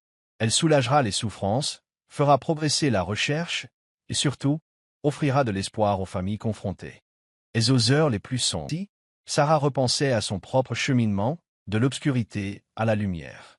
Les 2 dernières années avaient été une période de profonde perte, mais aussi de croissance et de guérison inattendue. La disparition de Thomas avait laissé un vide, mais elle l'avait aussi libéré de l'angoisse de voir disparaître lentement un être cher. Après la cérémonie commémorative, à laquelle avaient assisté des centaines de personnes dont Thomas avait marqué la vie, Sarah s'était investie dans les travaux de la Fondation avec une détermination renouvelée. La Fondation Chin Westfield était désormais reconnue mondialement comme un important bailleur de fonds pour la recherche neurologique, avec 3 protocoles de traitement et des essais cliniques prometteurs. Et tout au long de cette période, Robert avait été leur patient, un patient d'un soutien constant. Leur relation avait évolué lentement et respectueusement, consciente du chagrin de Sarah et de l'ombre de leur passé. Ils avaient officiellement commencé à se fréquenter 6 mois après le décès de Thomas, lorsque Sarah s'était sentie prête à ouvrir à nouveau son cœur. À bien des égards, cette aile de l'hôpital représente le meilleur de ce que nous pouvons être lorsque nous nous unissons pour un objectif commun, a poursuivi Sarah. Elle nous rappelle que même dans les moments les plus sombres, il y a de la lumière à trouver, dans la communauté, dans la conviction que nous pouvons faire de demain un avenir meilleur qu'aujourd'hui. À la fin de son discours et à la coupure du ruban, les applaudissements ont retenti.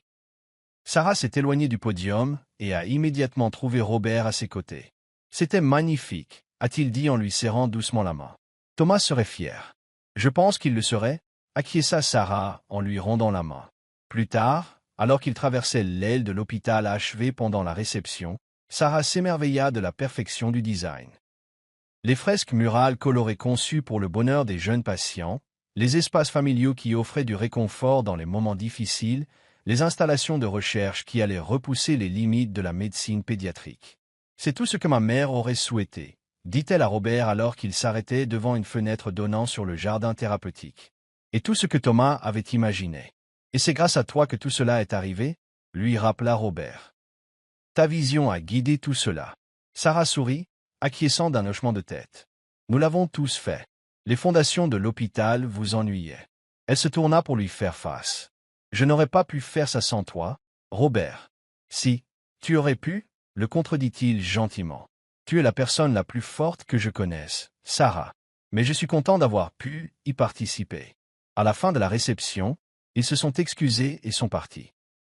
Ils avaient réservé une table dans un petit restaurant qu'ils avaient découvert ensemble, un endroit qui leur était devenu cher au cours de l'année écoulée.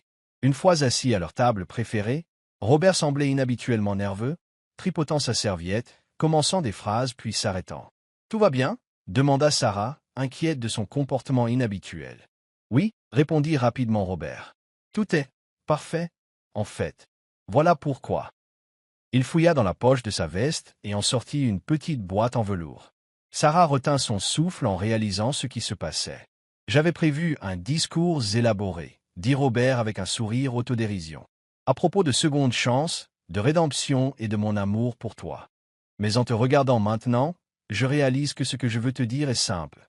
Sarah, tu es l'amour de ma vie. Tu l'as toujours été. » Même si j'étais trop bête pour le reconnaître, il ouvrit la boîte, révélant non pas une traditionnelle bague de fiançailles en diamant, mais un simple anneau en platine orné d'un petit saphir. La couleur des yeux de sa mère, celle qu'elle lui avait autrefois dit associée à la confiance et à la vérité. « Je sais que nous avons parcouru un chemin difficile pour en arriver là, » continua Robert. « Et je sais que Thomas occupera toujours une place spéciale dans ton cœur. Mais si tu le veux, j'aimerais passer le reste de ma vie à essayer d'être digne d'une place là-bas, moi aussi. » Sarah regarda la bague, puis le visage de Robert, si différent de celui du PDG arrogant qu'il avait quitté 5 ans plus tôt. Il y avait désormais de l'humilité, de la sagesse et un amour profond qui lui coupèrent le souffle. « Je ne te demande pas d'oublier le passé, » dit doucement Robert. « Je me demande si nous pouvons construire un avenir ensemble, sur la base de tout ce que nous avons appris, de tout ce que nous avons perdu, de tout ce que nous avons retrouvé. » Les yeux de Sarah se remplirent de larmes, mais c'étaient des larmes de joie, pas de tristesse. « Oui, » murmura-t-elle. « Oui, Robert. J'aimerais beaucoup. » Lorsqu'il lui glissa la bague au doigt, Sarah ressentit un sentiment de justesse, d'accomplissement. Leur voyage avait été long et douloureux, marqué par des erreurs et des regrets, mais aussi par la croissance et le pardon, et finalement par un amour qui avait survécu malgré tout. Plus tard dans la soirée, alors qu'ils marchaient main dans la main le long de la rivière, les lumières de la ville se reflétant sur l'eau, Sarah pensa à Thomas, à sa générosité, à sa sagesse, à son ultime cadeau à tous deux. Elle aimait à penser qu'il était quelque part, souriant d'une manière ou d'une autre au bonheur qu'il avait contribué à rendre possible. « À quoi penses-tu? » demanda Robert, remarque with some expression pensive. « À propos de cercle, » répondit Sarah. « Comment la vie nous ramène parfois à notre point de départ, mais en changeant. Plus sage, mieux préparé à apprécier ce que nous avons. » Robert hocha la tête en signe de compréhension. « On a tous les deux bouclé la boucle, n'est-ce pas? De retour l'un vers l'autre, mais en tant que personnes différentes. » Oui, Sarah était d'accord. Et je pense que c'est pour ça que ça marchera cette fois. Parce que nous ne sommes plus les mêmes qui ont échoué. Nous avons appris ce qui compte. Nous avons appris à mieux aimer. Robert passa un bras autour de ses épaules, l'attirant contre lui tandis qu'ils continuaient leur promenade. La nuit d'été était chaude, les étoiles brillaient au-dessus d'eux, l'avenir s'offrait à eux, pas parfait peut-être, mais plein de promesses, d'espoir, de secondes chances concrétisées. À de nouveaux commencements, dit doucement Robert. Et pour se souvenir de ce qui nous a amenés ici, Sarah a ajouté. Tout cela, le bon comme le mauvais, la joie comme la douleur. Tout cela fait partie de notre histoire. Alors qu'ils se dirigeaient vers leur foyer désormais, un lieu qu'ils avaient choisi ensemble, Sarah ressentit une profonde paix. Le chemin avait été sinueux et parfois périlleux, mais il les avait menés exactement là où ils devaient être. Ensemble, plus sages, prêts à construire une vie qui honore le passé tout en embrassant l'avenir. Finalement, ce fut la plus belle histoire d'amour de toutes. Pas celle de personnes parfaites ni celle d'un conte de fées, mais celle d'êtres humains authentiques qui apprennent, grandissent et se choisissent l'un l'autre malgré le pire et le meilleur que chacun avait à offrir. Un amour éprouvé par le feu, tempéré par le temps et finalement plus fort pour tout ce qu'il a enduré.